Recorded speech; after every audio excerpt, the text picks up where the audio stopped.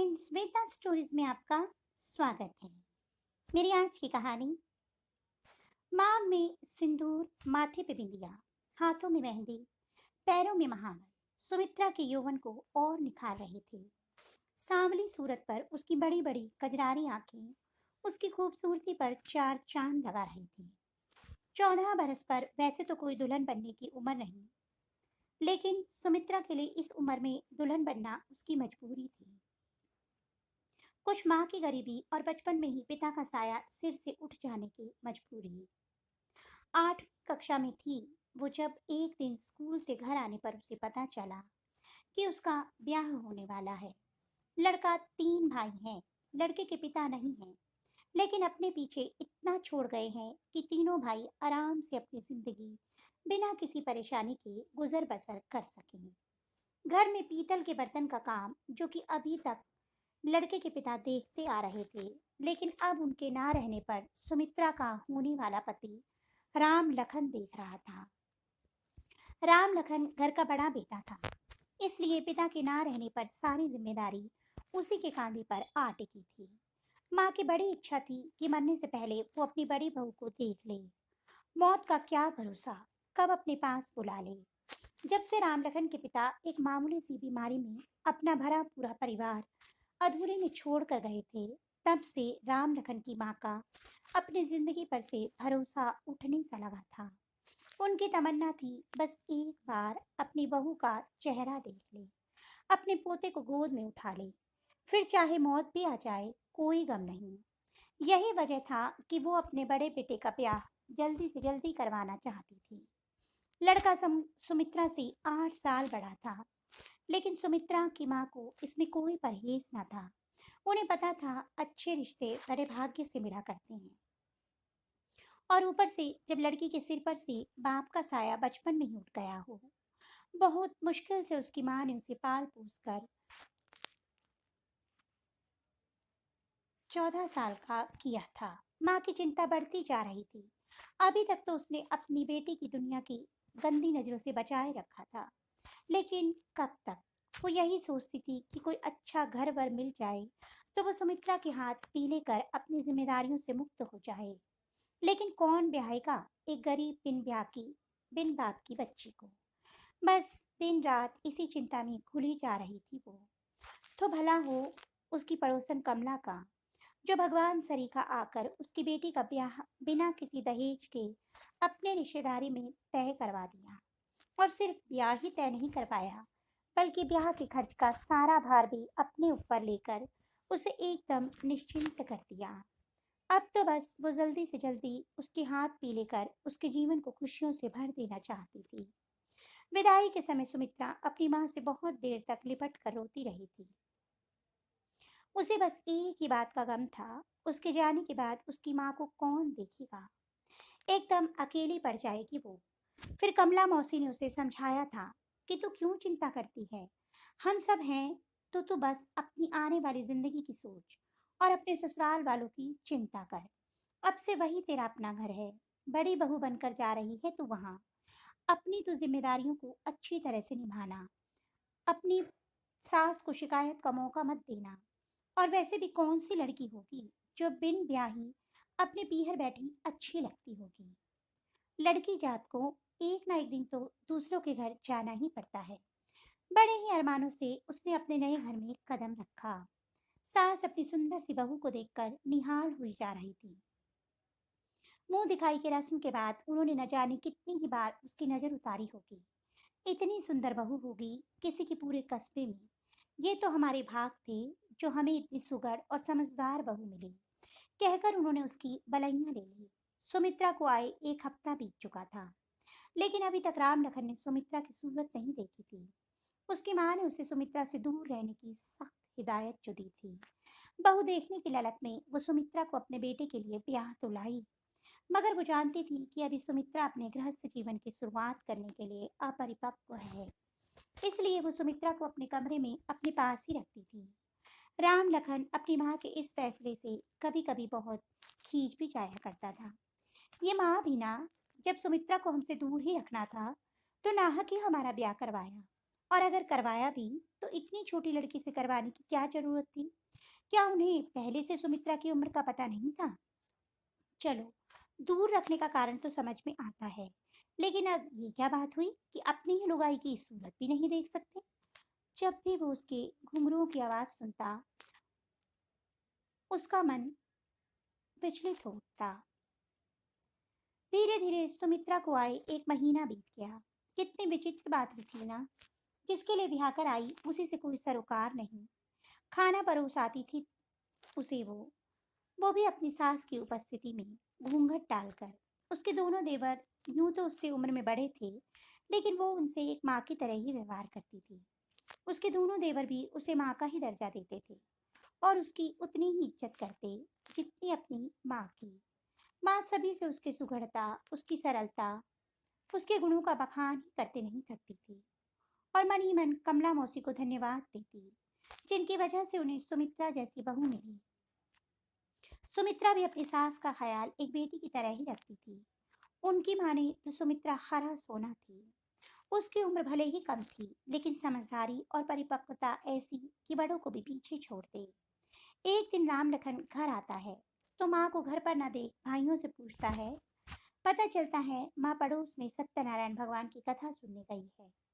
उसे तो जैसे मन मांगी मुराद मिल गई हो। बस फिर क्या था, पहुंच गया वो रसोई घर में। उसे देखकर सुमित्रा अपना घूंघट निकालने लगती है। तभी राम लखन उसका हाथ पकड़ लेता है और जैसे ही उसकी नजर उसकी सूरत पर पड़ती है, कुछ पल के लिए वो अपनी पलकें झपकाना ही भूल जाता है। बड़ी मुश्किल से होश संभाल कर वो उससे कहता है, दूसरों के मुंह से तुम्हारी जितनी तारीफ सुने थे, तुम तो उससे भी ज्यादा सुंदर हो। बताओ भला, हमारी इतनी सुंदर दुल्हन को हमारी माँ ने हमसे ही छुपा कर रखा है। इतना सुनकर सुमित्रा बस शर्मा कर रह जाती। इतने में उसके कानों में माँ की आवाज सुनाई पड़ती है। घबरा कर वो उससे माँ को कुछ भी न बताने की गुजारिश कर तेजी के साथ रसोई घर से बाहर निकल जाता है। उसकी माँ ने उसे बाहर निकलते देख लिया था, लेकिन उन्होंने न किसी को कुछ कहा और ना ही किसी को कुछ जताया। बस ही मन एक फैसला ले लिया। वो फैसला था सुमित्रा को 2 साल के लिए उसके पीहर भेजने का फैसला। दूसरे दिन ही उसे पीहर भेजने की तैयारी होने लगती है। राम लखन को पता चलता है तो उसे बिल्कुल भी अच्छा नहीं लगता। ये सब सुनकर उसका मन दुखी हो जाता है। भले ही वो उसके नजदीक नहीं जा पाता था, लेकिन उसे देख तो लेता था, घूंघट में ही सही। उसके पायल के घुंघरुओं की छनकती आवाज सुनकर, उसकी कलाई की रंग बिरंगी चूड़ियों की खनकार सुनकर, अपने आसपास उसके होने के एहसास को कम से कम जी तो लेता था। कुल मिलाकर सच ये था कि हर तरफ से वो उसके दिल पर काबिज हो चुकी थी। अब वो किसके होने का एहसास से अपने मन रूपी बगिया को सींचेगा।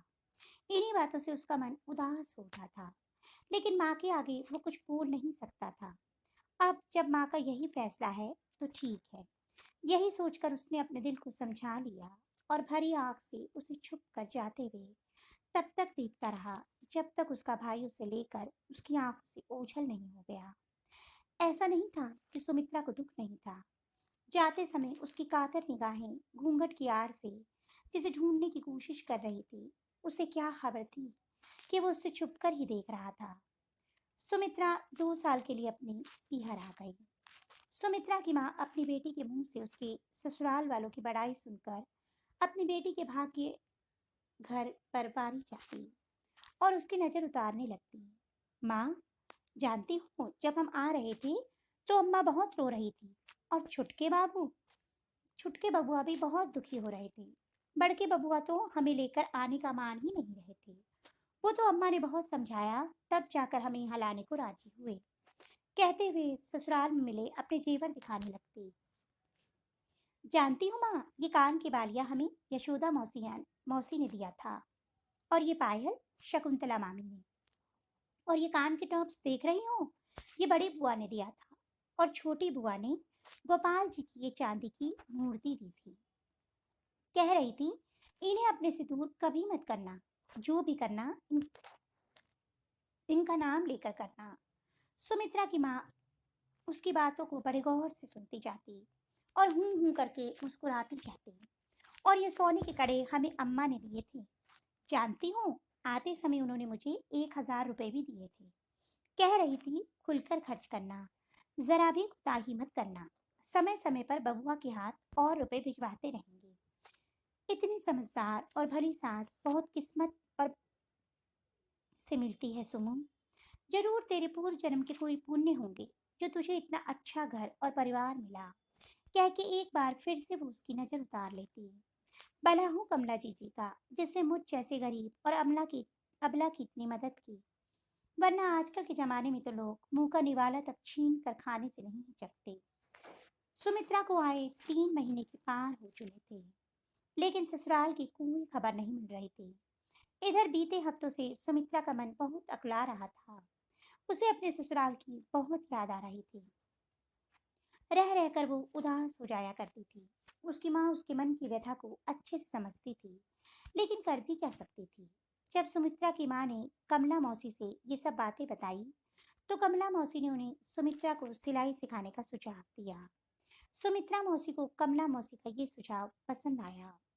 2 घंटे के लिए ही सही, कम से कम इसी बहाने वो थोड़ा व्यस्त तो रहेगी और हाथ में कुछ गुण भी आ जाएंगे। यही सोचकर उन्होंने उसका नाम वहीं पास ही के सिलाई प्रशिक्षण केंद्र में डलवा दिया। एक दिन वो माँ के साथ बैठी थी कि तभी दरवाजे पर खटखट हुई। माँ ने सुमित्रा से कहा, जा सुमो, देख तो दरवाजे पर कौन है। लगता है कमला जी आई हैं। हाँ माँ, कहकर सुमित्रा दरवाजा खोलती है तो देखती है दरवाजे पर उसका छोटा वाला देवर खड़ा था। वो उसे देखकर खुश होते हुए कहती है, अरे माँ, छोट बबुआ जी आए हैं। अरे पगली, उन्हें भीतर भी आने देगी या दरवाजे पर ही खड़ा रखेगी। आइए बबुआ, बड़े दिन से जी नहीं लग रहा था। अच्छा हुआ आप आ गए, उसकी माँ ने कहा। उसने उन दोनों के पैर छुए और वहीं पास पड़ी एक चारपाई पर बैठ गया। अरे जा सुमो, छोट बबुआ के लिए चाय पानी का इंतजाम तो कर। हाँ अम्मा, जाते हैं। और बबुआ, घर में सब कुशल मंगल तो है ना। जी अम्मा, सब बढ़िया है। सुमो जब से आई है आप लोगों का नाम इसकी जुबान पर हरदम रहता है। हमारे छोट बबुआ ऐसे, बड़े बबुआ ऐसे, तो हमारी अम्मा ऐसी। दिन भर आप लोगों की बात रहती है।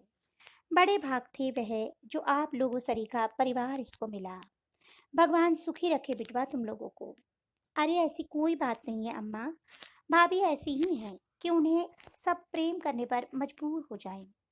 तभी सुमित्रा चाय नाश्ता लेकर आ जाती है और वो दोनों चुप हो जाते हैं। 2-3 घंटे रुकने के बाद वो चलने को तैयार होता है तो एक थैला और कुछ रुपए सुमित्रा को पकड़ाते हुए कहता है, ये लो भाभी, माँ ने तुम्हारे लिए भेजा है। अरे, इसकी क्या जरूरत बबुआ जी, हम तो कह रहे थे कि एक आध को 2 दिन रुक जाते तो बढ़िया था। अरे नहीं भाभी, परीक्षा सिर पर है तो पढ़ाई करना भी जरूरी है, वरना जरूर रुक जाते। लेकिन अगली बार आएंगे तो पक्का रुकेंगे, कहकर उनके पैर छूता है और निकल जाता है। सुमित्रा दरवाजे पर उसे पीछे से जाते हुए तब तक देखती रहती है जब तक वो आंखों से ओझल नहीं हो जाता। वो अंदर आती है तो उसे थैले का ध्यान आता है। वो उत्सुकता से थैला खोलती है। देखें तो अम्मा ने क्या भेजा है हमारे लिए। उसमें सुमित्रा के लिए 2 साड़ियाँ, कुछ मिठाई और फल। माँ दे देखो, अम्मा ने हमारे लिए कितनी सुंदर साड़ी भेजी है, कहते हुए वो माँ को आवाज लगाती है और साड़ी को बाहर निकाल लेती है। तभी उसमें से एक पत्र निकलकर जमीन पर गिर जाता है। सुमित्रा पत्र उठाती है और खोलती है तो उसमें राम लखन का नाम लिखा होता है। राम लखन का नाम देखते ही उसका कलेजा जोरों से धड़कने लगता है। तभी उसकी माँ आती है। माँ को देख वो पत्र को जल्दी से छुपा लेती है। देखी तो बिटिया, तुम्हारी सास ने तुम्हारे लिए का भेजा है। हाँ अम्मा, ये देखो। अरे वाह, यह तो बहुत सुंदर साड़ी है। देखी तो बिटिया। कहने को तो सुमित्रा अपनी माँ को साड़ी दिखा रही थी, लेकिन उसका ध्यान उस पत्र पर ही अटका था। रात गहराने लगती है। माँ को दिखाने के लिए सुमित्रा भी आंखें मूंद कर पड़ी रहती है जब तक उसकी माँ गहरी नींद में सो नहीं जाती। माँ के सोते ही धीरे से उठकर अपना बक्सा खोलती है, उसमें से पत्र निकालती है और इस डर से कहीं माँ उठ न जाए, वो पत्र लेकर रसोई घर में चली जाती है। पत्र को खोलते ही उसके दिल की धुकधुकी एक बार फिर बढ़ जाती है। खुद को बड़ी मुश्किल से संभालते हुए पढ़ना शुरू करती है। प्रिय सुमित्रा, आशा करते हैं तुम ठीक होंगी। और ठीक रहो भी। क्यों ना हम तुम्हारे लिए भगवान से तुम्हारी खुशी की दुआ जो करते हैं। जिस दिन से तुम हमारे आंगन में पाँव रखी थी, उसी दिन से तुमने हमारे दिल पर कब्जा कर लिया था। तुम्हारे पायल के घुंघरुओं की आवाज सुन, तुम्हारी एक झलक पाने को मन व्याकुल होता था। बड़ी मुश्किल से दिल को संभाल पाते थे। कभी कभी तो अम्मा पर खींच भी जाते थे। क्या जरूरत थी उन्हें हमारा ब्याह करने की, जब उन्हें हम तुम्हें हमसे दूर ही रखना था। लेकिन अम्मा की मर्जी जान दिल को समझा लेते थे। इसके अलावा हमारे पास कोई रास्ता भी तो नहीं था। यहाँ तक तो ठीक था। असली लड़ाई तो तब शुरू हुई जब हमने तुम्हारी सूरत देखी। बस उस दिन से हमारा सुख चैन सब बर्बाद हो गया। अब सोचते हैं ना देखे होते तो अच्छा ही था। हालत ये है कि कहीं भी जाते हैं, कुछ भी करते हैं, तुम नजर आती हो। बस पूछो मत कि किस कदर होश गुमा बैठे हैं। घंटों चांद को निहारते रहते हैं और उससे तुम्हारी बातें किया करते रहते हैं। एक उलाहना है तुमसे। अगर तुम हमारे मन रूपी बगिया को अपने प्यार रूपी फुलवारी से सजा नहीं सकती, तो क्या ये हक बनता है कि तुम हमारे शरीर के रोम रोम में इस कदर समा जाओ कि हम खुद को ही भूल जाएं। बड़ी मुश्किल से सबसे छुपाकर ये पत्र तुम तक भेज रहे हैं। बस एक ही गुजारिश है कि इस पत्र को अपने दिल से लगा कर रखना। अगर तुम इसे अपने दिल से लगा कर रखोगी, तो हमें लगेगा कि तुमने हमें अपने दिल से लगा के रखा है। चलो अभी के लिए इतना ही। अपना ख्याल रखना और हमारे अगले पत्र का इंतजार करना। तुम्हारा लखू। पत्र पढ़कर सुमित्रा के मन का कोना कोना प्रेम रूपी वर्षा से सराबोर हो गया। उसने अनगिनत बार वो पत्र पढ़े और अनगिनत बार उस पत्र में राम लखन को महसूस किया। उसने खिड़की खोला और चांद को निहारा। ऐसा लगा जैसे राम लखन उसे देख रहा हो। असली लड़ाई तो तब शुरू हुई जब हमने तुम्हारी सूरत देखी। बस उनसे ही हमारा सुख चैन बर्बाद हो गया। अब सोचते हैं ना देखे होते तो अच्छा ही था। हालात यही है कि कहीं भी जाते हैं, कुछ भी करते हैं, तुम ही नजर आती हो। बस पूछो मत कि किस कदर होश गुमा बैठे हैं। दिन और महीने बीत गए, पत्र आते रहे। अपने लखू के प्यार में पूरी तरह से वो भीगती रही और उस पत्र के मीठे एहसास से खुद के वजूद को संवारती रही।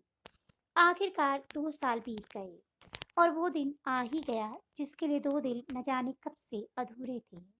सुमित्रा की विदाई होती है और पूरे 2 साल बाद एक बार फिर से अपनी नई दुनिया को सजाने का सपना लिए वो ससुराल में कदम रखता है। इन 2 सालों में सुमित्रा का रंग रूप और ज्यादा निखर गया था और ये उसके लखू के प्यार के एहसास का असर था जो उसे दिन पर दिन और निखारता चला जा रहा था।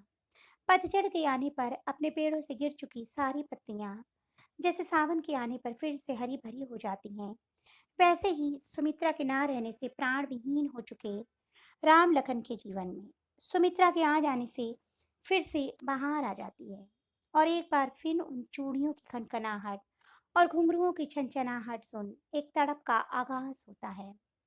सुमित्रा का साथ पाकर वो एक दूसरे ही दुनिया में पहुंच चुका था जहाँ चारों तरफ केवल प्रेम ही प्रेम था और उस प्रेम की एकमात्र साक्षी सुमित्रा, जिसका आलिंगन पाने से उसका जीवन मानो धन्य सा हो गया। पलकों पे बिठा के रखता था वो। सुमित्रा को 1 मिनट की जुदाई उससे बर्दाश्त नहीं होती थी। कभी कभी वो सुमित्रा से मजाक में कह भी देता, बताओ, इतने दिन तक तो अम्मा हमारे बीच दीवार बनी थी, अब मुआ काम धंधा आगे आड़े आ गया।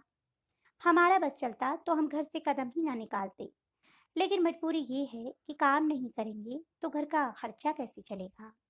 घर का खर्चा तो जैसे तैसे चल जाएगा, लेकिन तुम्हारे लिए ये काजल कैसे लाएंगे जिन्हें लगाकर तुम अपनी इन कजरारी आंखों में हमें डुबाने में कोई कोर कसर नहीं छोड़ती।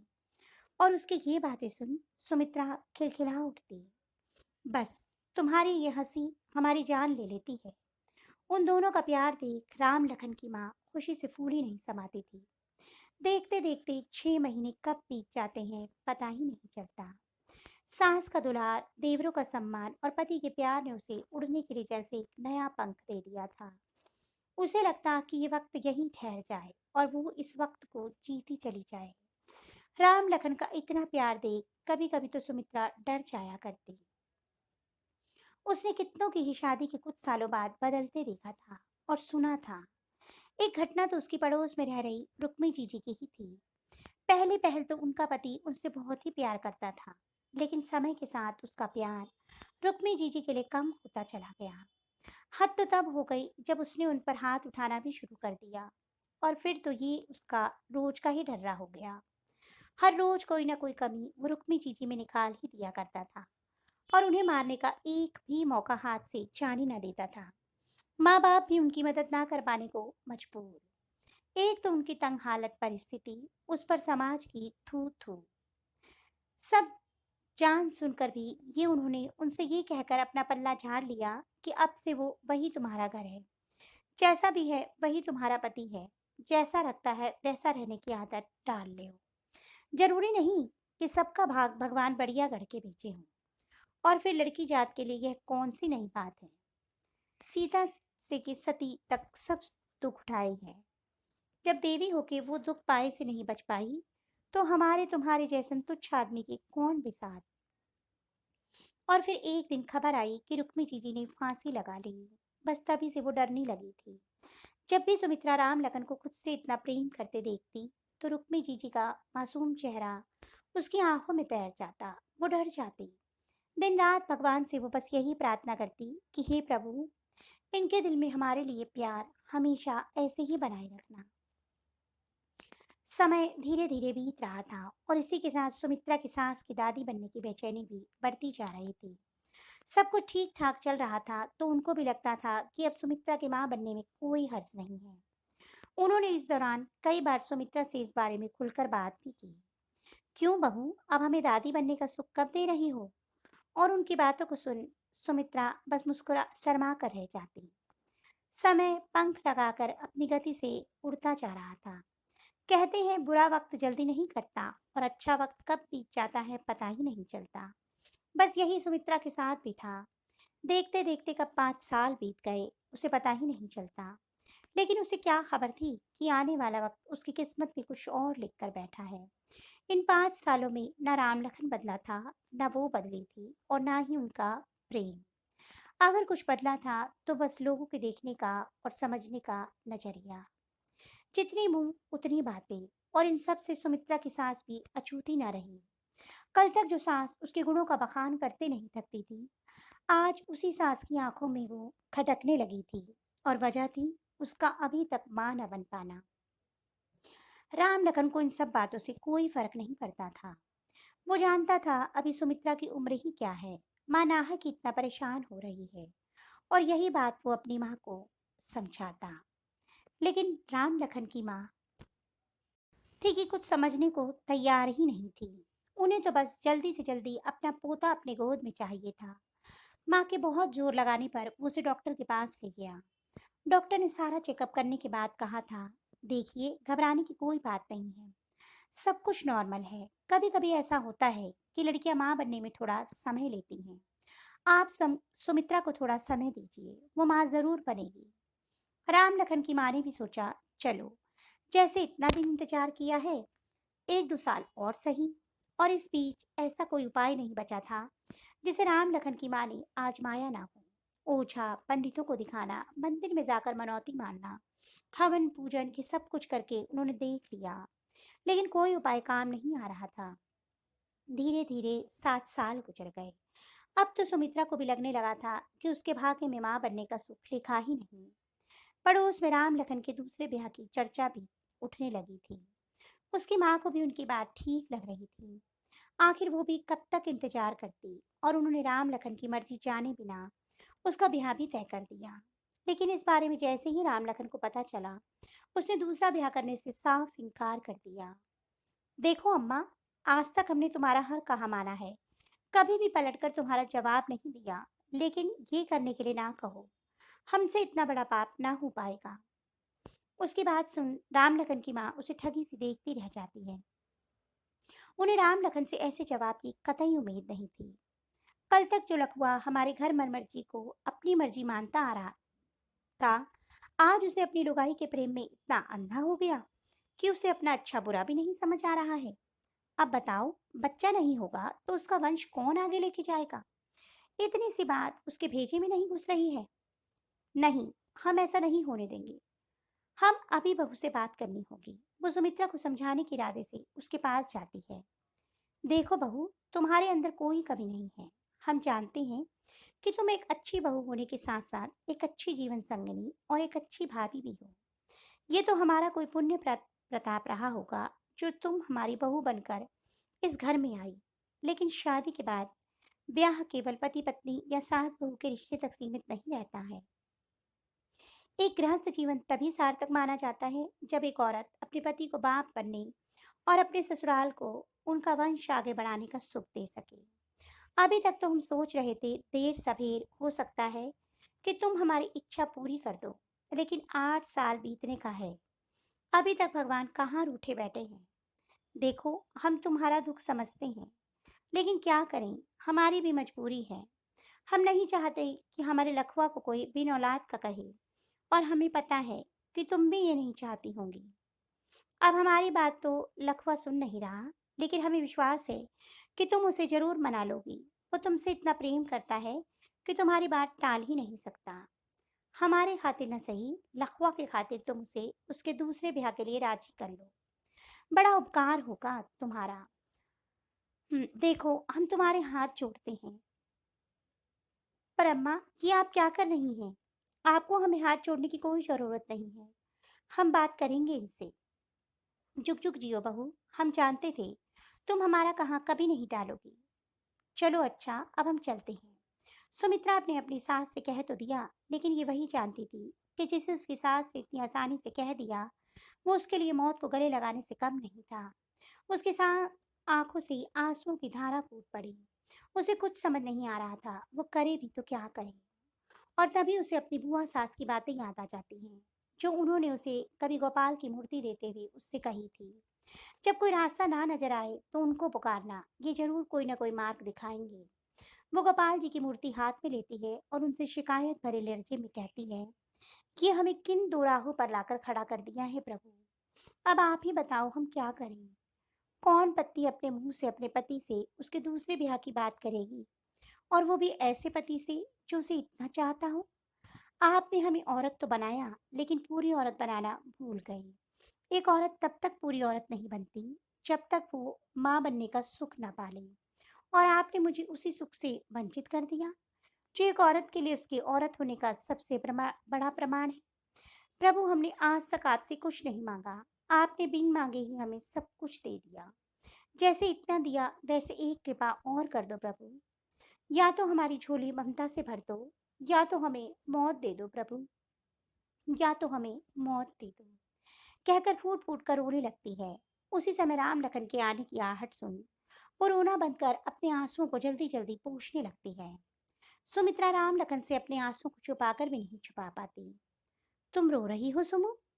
क्या हम जान सकते हैं तुम्हारी इन खूबसूरत आंखों में ये आंसुओं का सैलाब क्यों है? ये आंसू नहीं, ये भाग्य की मार है, जो आंसू बनके हमारी आंखों से निकल रहे हैं। क्यों? क्या हुआ तुम्हारे भाग्य को? कहीं ऐसा तो नहीं कि अनजाने में हमसे कोई भूल हो गई हो, जिसका दोष तुम अपने भाग्य पर पड़ रही हो? जी, आपसे कोई भूल कैसे हो सकती है? जिसके एहसास से हम खुद को भूल जाते हैं, उससे कोई भूल कैसे हो सकती है भला? तो क्या अम्मा ने कुछ कहा? जी, अम्मा हमसे क्यों कुछ बोलेंगी? तो फिर क्या बात है? क्यों कोस रही हो अपने भाग्य को आप? आप तो ऐसे अनजान बन रही हो जैसे आपको कुछ पता ही नहीं। आपको क्या लगता है आप दिखाएंगे नहीं तो हम आपके दर्द को समझ नहीं पाएंगे? दर्द? अब हमें कब चोट लगी जो दर्द होगा? चुप रहिए, ज्यादा नादान बनने की जरूरत नहीं है। आपको क्या लगता है हमें पता नहीं है कि अंदर ही अंदर आपको पिता ना बनने का दुख कितना सालता होगा? कितनी अभागन हूं मैं जो आपको एक पिता बनने का सुख भी नहीं दे पाई। किसने कहा तुम अभागन हो? तुम तो वो दिया हो जिसके प्रकाश से हमारा जीवन प्रकाशित है। जी, कहने और होने में फर्क होता है। अच्छा, एक बात पूछें हम आपसे? पूछो। आप हमसे प्यार तो करते हैं ना? क्या इस बात के लिए भी तुम्हें हम पर शंका है? जी, शंका नहीं, डर है। कैसा डर? अगर हम आपसे कुछ मांगे तो आप इनकार तो नहीं करेंगे?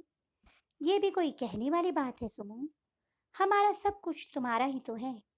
नहीं, पहले आप वादा करो कि जो मांगेंगे आप दोगे।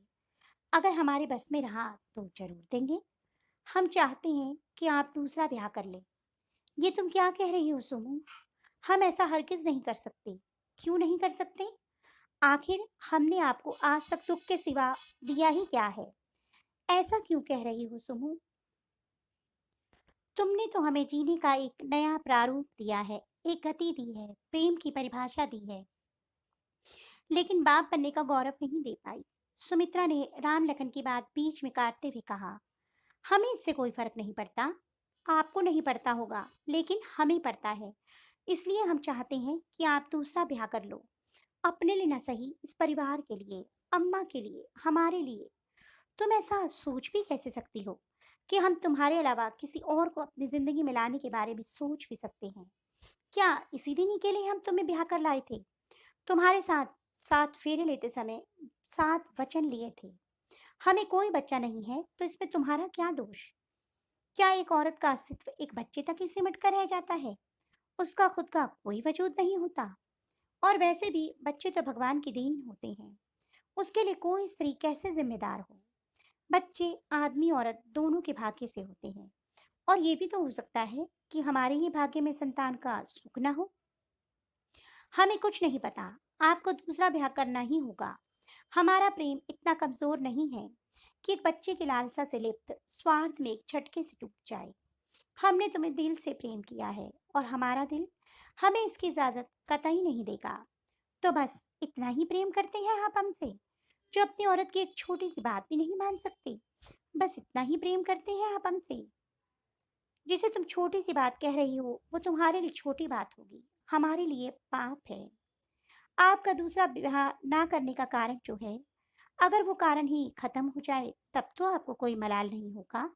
मतलब तुम कहना क्या चाहती हो? मतलब ये कि अगर हमारे जान देने से सब ठीक हो जाता है तो यही सही। सुमित्रा की बात सुनकर राम लखन वेदना से भर उठता है। सुमू, क्या सुमू, आप इतनी सी बात क्यों नहीं समझते हैं? आपका दूसरा ब्याह कितनी ही जिंदगियों को खुशियों से भर देगा। और तुम्हारी खुशी का क्या? हमारी खुशी तो आपसे जुड़ी है। अगर आप खुश रहेंगे तो हम भी खुश रहेंगे। लेकिन हमारी खुशी तो तुमसे है। राम लखन तड़प उठता है। देखिए, अगर आप हमें प्रेम करते हैं तो इस ब्याह के लिए मान चाहिए। कहते हुए सुमित्रा राम लखन के पैरों से लिपट कर रोने लगती है। देखिए, अगर आप हमें प्रेम करते हैं तो इस ब्याह के लिए मान चाहिए। ठीक है, अगर तुम्हारी यही मर्जी है तो हम करेंगे दूसरा ब्याह। लेकिन इतना बता दे रहे हैं कि वो हमारे दिल में तुम्हारी जगह कभी नहीं ले पाएगी। ठीक है, अगर हम तुम्हारी ये मर्जी है तो हम करेंगे। राम लखन के दूसरे ब्याह के लिए मान जाने की खबर सुनकर उसकी माँ की तो खुशी का ठिकाना ही न रहा। मैं पहुंच गई सुमित्रा के पास। हम बता नहीं सकते कि हम कितने खुश हैं बहू। तुमने जो किया वो कोई भी औरत शायद ही करना चाहेगी। इसके लिए हम जिंदगी भर तुम्हारा एहसान मानते रहेंगे। इतना बड़ा त्याग करने का फैसला लेकर तुम्हारा कद हमारी नजरों में और ऊंचा हो गया। देखो बहू, राम लखन की दूसरी लुगाई भले ही आ रही हो, लेकिन इस घर की बड़ी बहू तो हमेशा तुम ही रहोगी। तुम्हें मान सम्मान अधिकार और प्रेम दोनों में हम जरा भी फर्क नहीं आने देंगे। तुम्हारे साथ यह अन्याय हम करना तो नहीं चाहते थे, लेकिन क्या करें, भगवान जो ना करा दे। शायद भगवान की यही मर्जी होगी। अगर भगवान ने तुम्हारी सूनी गोद भर दी होती तो आज इतनी नौबत ही ना आती। सही कहा आपने अम्मा। भगवान की मर्जी के आगे हम मानुष की क्या विचार। घर में ब्याह की तैयारियां शुरू हो चुकी थी, लेकिन उदास मन के साथ। जब से राम लखन ने ब्याह की स्वीकृति दी थी, तभी से सुमित्रा राम लखन से कुछ दूर दूर रहने लगी थी। राम लखन जब भी उसके करीब जाने की कोशिश करता, वो काम का बहाना बना कमरे से चली जाती।